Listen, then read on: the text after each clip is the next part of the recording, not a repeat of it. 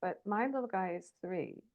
So in 10 years or 15 years or 20 years, is there going to be another mom who sees my boy coming down the path or sees my son on the sidewalk and crosses the street because she's afraid? She is afraid of my boy. And the only reason she is afraid is because he's male.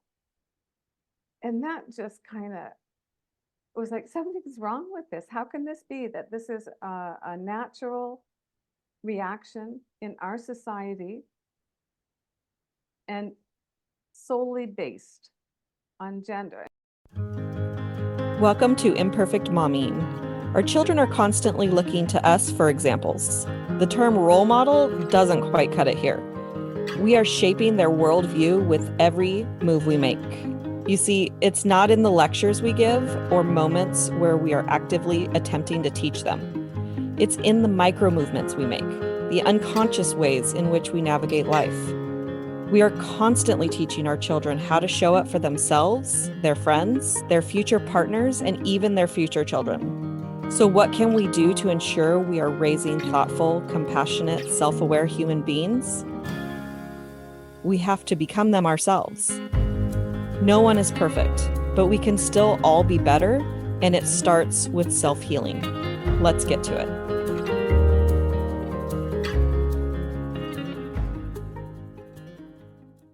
Welcome back to Imperfect Momming, and we have a very special guest today. Kathryne, welcome to Imperfect Momming.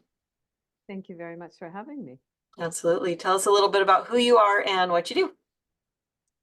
I'm Kathryne Imabayashi. I am a Canadian who has relocated to Japan. I've been an educator for 45 years. I've just recently retired in the last 3 years. Spent most of my career in Japan and Canada, and then for a short while we went to different stints in Thailand, Qatar, Georgia, and then we returned to different spots in Japan. What I do right now, 3 years ago I retired, and I needed to make a choice of what I wanted to do for this next third act. And I had a few ideas, but I hadn't decided before the end. And I ended up really following a passion that I've had for almost 30 years and have gone full force into starting my own business. And now I am a parent of boys coach. So I guide parents who are raising little boys to understand their sons a little bit better and the world that they're living in so that they can have better communication and just deeper relationships with them. Well, as a mom of a boy, Mm-hmm. I appreciate the work you're doing in the world. Well, thank you. Thank you. I have sort of a live-in coach. My husband and my son are very, very similar. And so a lot of times when I'm just like, I don't understand what's going on, my husband will be like, yeah, I do. Yeah, yeah, that's the truth of it. Yeah. So where do you start with, do you work with moms or dads or both? Both. Usually it's just the mom, but occasionally I've had both parents, and that's been a really lovely experience. So what, Mostly I work online because the people who come to me are usually not, if they are living in Japan, then they are expats. So a lot of my clients will come from abroad. and so where do you start? What brings moms to you? Well, it's usually because they're not in such a good place. Most of the women who come to me, they're career women. They have tried all the things themselves. They've read all the books. They've listened to the podcasts. They've tried to figure their little guy out. And something is not, they know something is not working and they don't know what it is and they really want to. So, you know, however it happens, they come into my world a little bit. And by that time, it's kind of like sink or swim. Like they're ready to almost give up because they have tried everything and nothing has worked. Mm. Often it's connected with behavior. Often, like that's the biggest thing. They're my boy won't listen to me. He's always getting in trouble. He's can't control himself. The very common problem. My guess, but I'll let you answer. What age are the children typically at the point where they're calling you? There's an awful lot that starts in kindergarten and lower elementary, Okay. and then it just goes on from there. Mm-hmm. My son was very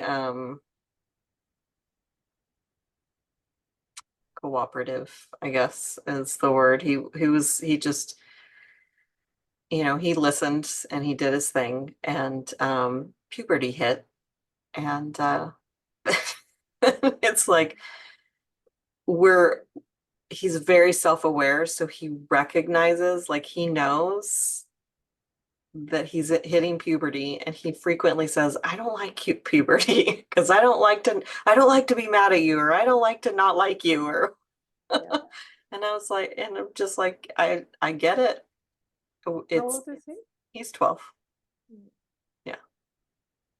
The I think the challenging thing um, for boys when they're in that particular phase is that there's no mark for them moving or transitioning into a new phase. When a little girl, or not a little girl, but when she is moving from childhood into womanhood, everyone understands it, everyone recognizes that she has her first menstrual cycle. Mm. And so she's part of the women's tribe. With the little boys, there's never a clear cut, okay, now it's time to put away the toys and become more responsible. And so they get kind of lost in the shuffle. Mm. There's a lot of, not a lot, but there's more than there was 30 years ago, a bit of a movement towards creating rites of passages for boys so that there are some religions, called in the Jewish religion. I can't remember what that's called, where the boy, when he's 13, bar mitzvah. The bat mitzvah, yeah. Yeah. Bar or bot, I don't remember the difference between the two, but yeah. That one anyway. Mm-hmm. But there are other places, especially Australia has really some forward thinking systems in place to Mm-hmm. help boys, and usually it's boys with their fathers, Mm-hmm. who participate in these ceremonies so that there is something recognizable. The boy understands that he is moving from one stage of life into another with those responsibilities and expectations and a group of people around him to support him who understand him. So they're in a tough space. Our little boys, when they're going through that stage especially, Mm-hmm. it's difficult for them. I have heard in a couple of other cultures, where, and I don't remember who told me this, but that not only is there a tradition for a boy to become a man, but that the father takes the boy in the middle of the night, so the mom can't participate or can't block it from happening, because our gentler nature, we want to protect them from these hardships. I think, if I'm not mistaken, I heard it in the autobiography, a celebrity autobiography, and I think that it makes sense, because I find myself like telling myself, okay, he's got to do this because this is where we go from boy to man. And one of my coaches talked to me just about the age, that 12 years old is, I want to say biblically, is the age of responsibility, where from 12 to 13, they're learning, they're becoming, they're transitioning into adulthood. And then in the Jewish religion, they're a man at 13 years old. And we've kind of lost that a lot in our culture, and at least in the American culture. And there's kind of this idea of like failure to launch, which has less to do with the child and so much more to do with the parents not allowing that. Because from the moment they're born, okay, maybe the moment they're two, like they're trying to get their independence. And how much independence they get depends on the parents. So what happens is that, like, when you're talking about a rites of passage, and there are components to a rites of passage, and one of them is for the young boy to be in some situation of risk and danger and kind of prove himself. Like, that's the way it has always been. It's a little bit softer today than it would have been a long time ago. But what happens when boys don't have that kind of experience is many boys will try to find other ways to acknowledge that they've moved out of boyhood, whatever the risks are. So you get the risky behavior, you get the, doing things that are going to get them in trouble and perhaps be really unsafe. But they feel the need to prove themselves. Like, oh, I'm not a kid anymore. I'm moving into manhood. Whereas if they have a ceremony where that is acknowledged, then they're starting at a different step. They don't have to prove anything. They've already done it. So it's something that I think anyone can do it. You don't have to have all the bells and whistles. Like, at the time that our son was in that age, I had been reading about it for a couple of years. And we were living in Beirut at the time, and we didn't have extended family, and we'd only been there, I think 2 years when he turned 13. But I created a rites of passage for our son, myself, having the components in it, having him surrounded by men who would be a role model for him, and incorporating like letters and video letters from male family at home. The hardest thing was that, I created it, but I couldn't be there, like, because it's a man's thing. So it was, and I have no proof whether, that had an impact or not, but I thought it certainly can't hurt for a 13-year-old boy to be surrounded by men who are talking about, their younger years, things they wish they had known, and to just surround him in this warmth and love of men, so that he sees that side and that vulnerability that they're willing to be, to help him grow up to be a better man. I love that. What exactly was it that that excited you about this type of work? Well, I do believe things all happen for a reason. And I think when you're, on the path that is the right path for you to be on, I think things keep coming to you to, reaffirm that you're on the right path. We were blessed to have, a boy come into our world at a time that wasn't, we never thought we'd have children. So, and I was an older mom. And I grew up in a heavily female populated family. So to have the responsibility and the privilege of raising a boy, I took very seriously.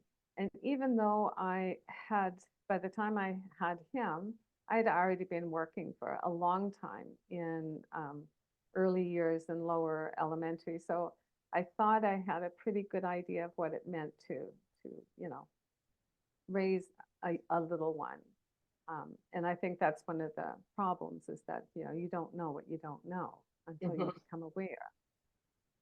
So it took a certain experience when he was about 3. And when that happened, it just opened a whole door, opened a can of worms. And that was the rabbit hole I started going down. And for the next 28 years, yeah, I've just kind of immersed myself in trying to understand the inner emotional world of boys and how we can make it better, both for us and for them, and to make the parenting experience just more joyful, because it can be. Yeah. What would you say is the common denominator, like the common struggle that your clients are dealing with? Well, the client would probably say behavior, misbehavior. If I go a little bit deeper, I would say that the main common thread through all of it is not being aware of how much unconscious gender bias is negatively impacting how we are parenting. Do you want to say elaborate on that a little bit? Yeah.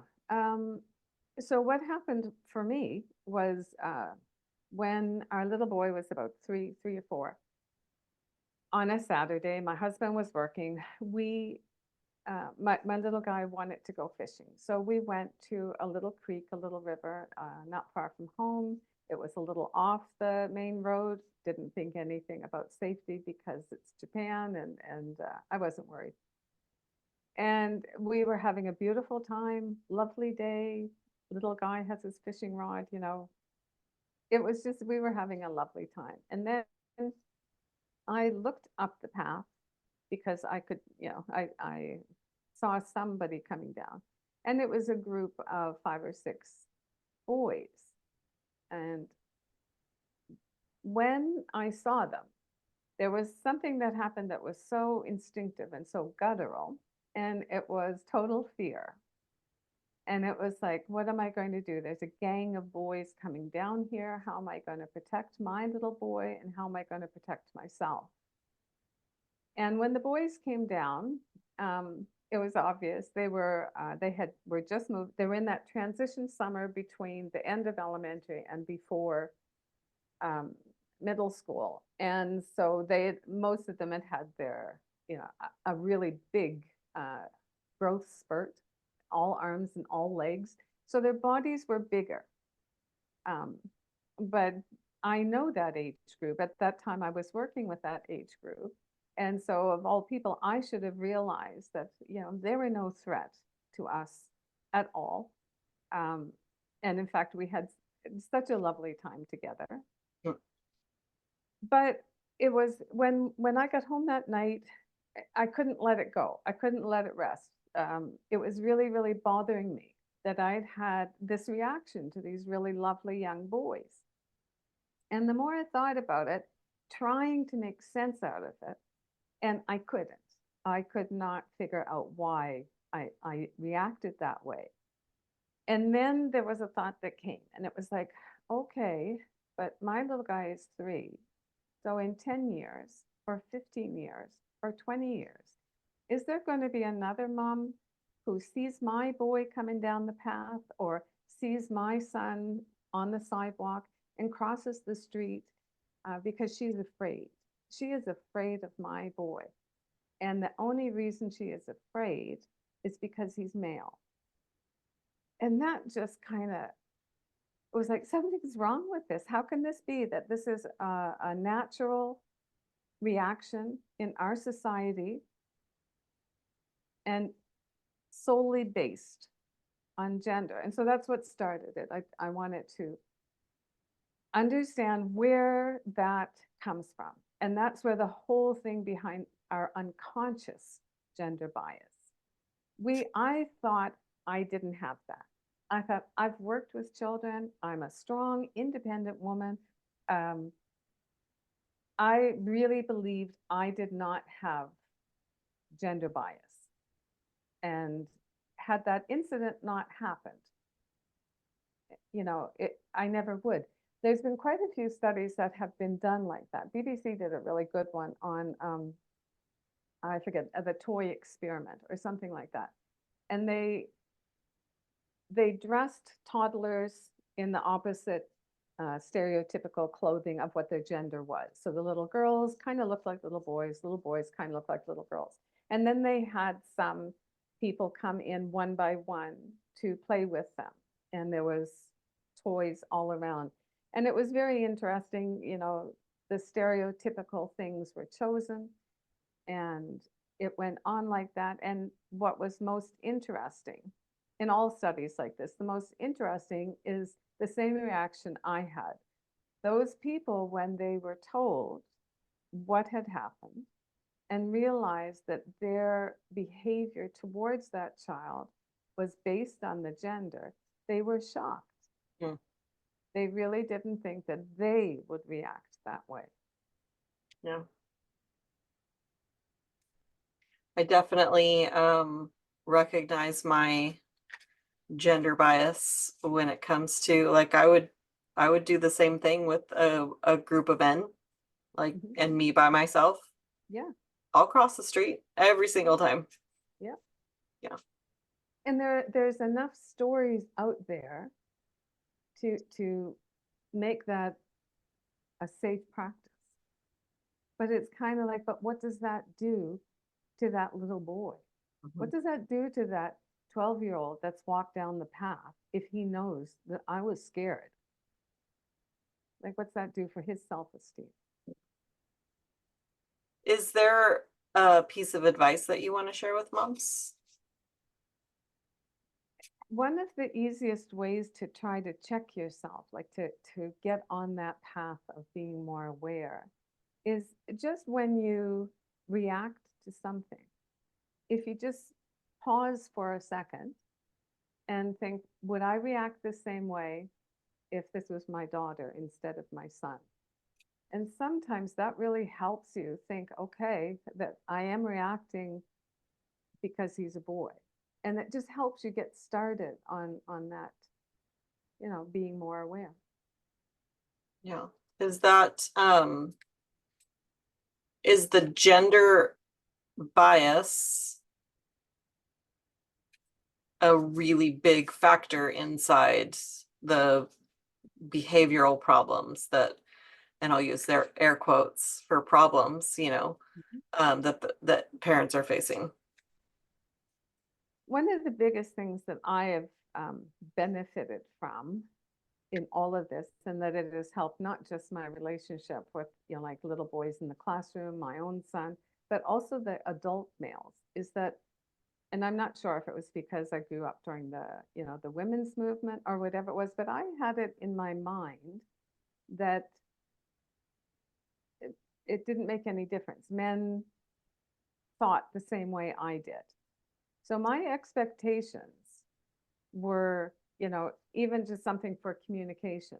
If I was having if there was a problem with my partner, I wanted to talk about it immediately. There was no waiting for another time. It was like, it's now or never. And that is not, that actually it's not very respectful for how the male would prefer to communicate. So learning about some of the differences and being able to apply those to practical life makes a difference in our males' level of frustration with us.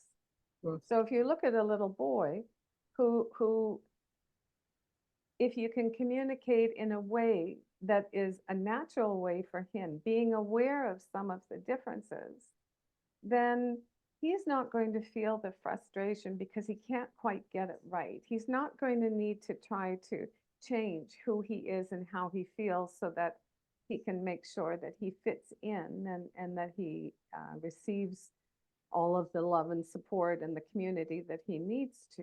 So yeah, it's a really big factor. Yeah.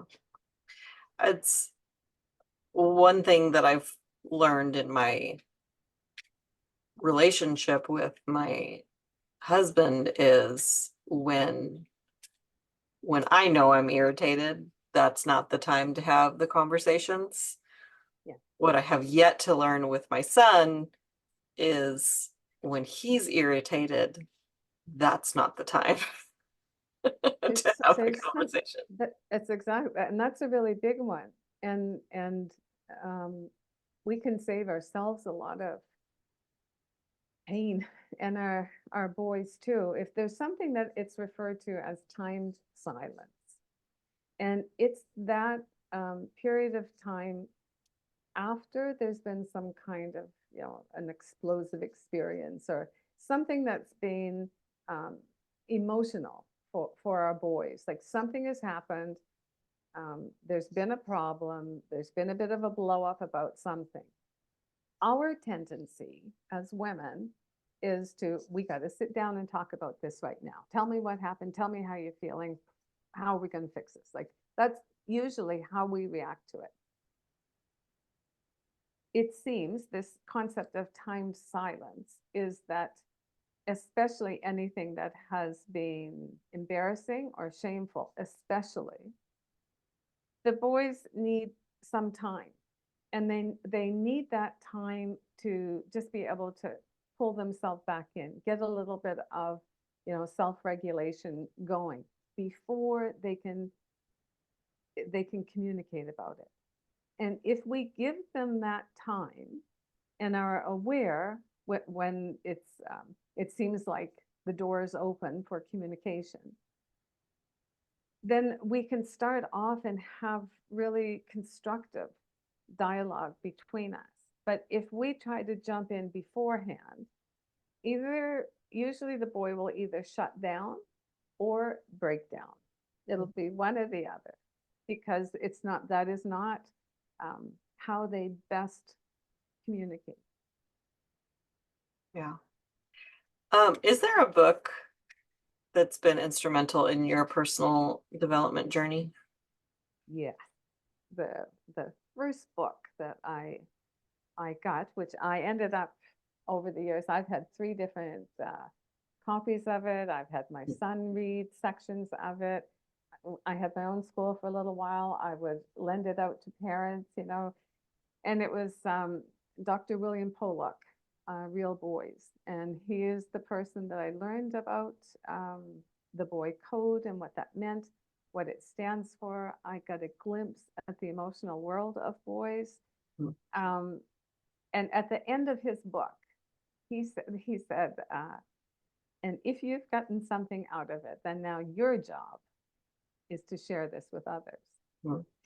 So I have taken that on as a mission, following his words. But his book was definitely the most powerful one that I initially came across. He has it's Real Boys, and then he has Real Boy Voices, which is all of the interviews that he did with teens and young men in his research. He was working out of Harvard, and hearing the real voices of these young men and boys was another eye-opener. And he had a 3rd book that was a workbook specifically targeted toward fathers. So that didn't help me so much because my husband, English is not his first language. But there were some really wonderful things in there to help conversations anyway. So yes, it was Dr. William Pollock and Real Boys. I'm definitely going to check that out because I'd love to have a little bit more insight into what my son's going through, but I appreciate what you're doing. Like I said, as a mother of a boy, I appreciate. You know, there's a good book just for the teens one. I remember one in particular that I thought was really good, and it was I don't remember the author, but it was Yes, my teen is going crazy or something like that, and it had an accompanying book